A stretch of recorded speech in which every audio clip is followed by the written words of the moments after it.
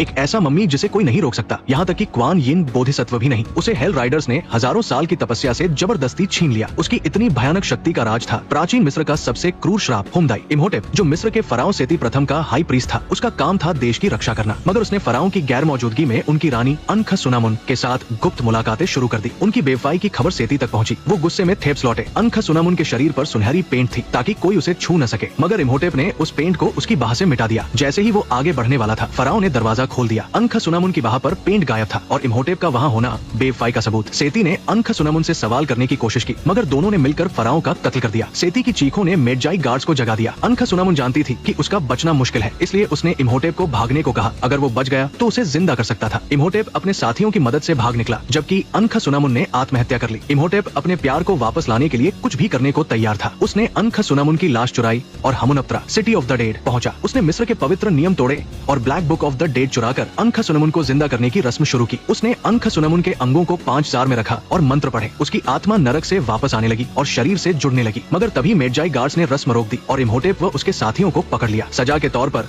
सबको जिंदा मम्मी बनाकर दफनाया गया। मगर इम्होटेप, जो इस गुनाह का मास्टरमाइंड था, उसे होमदाई का श्राप मिला। ये इतना भयानक था कि इसे कभी इस्तेमाल नहीं किया गया था। इसमें इम्होटेप को जिंदा कीड़ों के साथ ताबूत में बंद कर दफनाया गया। श्राप की वजह से अगर उसकी आत्मा आजाद हुई तो वो असीमित शक्ति वाला मम्मी बनकर दुनिया को तबाह कर देता। इसलिए अनुबिस और मेडजाई ने उसकी कब्र की पीढ़ियों तक हिफाजत की। हमुनप्तरा कभी समृद्ध थी, मगर समय के साथ रेत में दफन हो गई। 3000 साल बाद भी इंसानों ने सबक नहीं सीखा। ऊपर जंगें चल रही थी और नीचे खजाने की लूट थी। रिक ओकोनेल, जो फ्रेंच फॉरेन लीजन में था, हमुनप्तरा का खजाना ढूंढने निकला। वहाँ मिस्रवासियों से उनकी भिड़ंत हो गई। रिक की बटालियन ज्यादातर अपराधियों की थी, जिनमें न सम्मान था न हिम्मत। जब दुश्मन की बड़ी फौज दिखी तो उनका कमांडर भाग खड़ा हुआ। रिक को मजबूरी में कमान संभालनी पड़ी। वो 2 पिस्तौलों से लड़ता रहा, मगर दुश्मन की तादाद इतनी थी कि उसकी सेना टिक नहीं पाई। रिक ने अपने दोस्त बेनी को सुरक्षित जगह पर भेजा, मगर बेनी ने धोखा दिया और रिक को बाहर छोड़ दिया। रिक चारों तरफ से घिर गया। उसने मौत को गले लगाने की ठानी, मगर तभी एक अजीब सी हवा चली और दुश्मन डरकर भाग गए। रिक ने पलट कर देखा तो एक बड़ा सा मूर्ति दिखा। तभी जमीन से डरावनी आवाज आई। रिक डर के मारे भागा। उसे नहीं पता था कि रेत के नीचे एक भयानक चेहरा बन गया था। मेडजाई लीडर अर्देत बे ने देखा कि रिक को हमुनप्तरा का राज नहीं पता। उसने उसे मारने की बजाय रेगिस्तान के हवाले छोड़ दिया। 3 साल बाद काहिरा के एक म्यूजियम में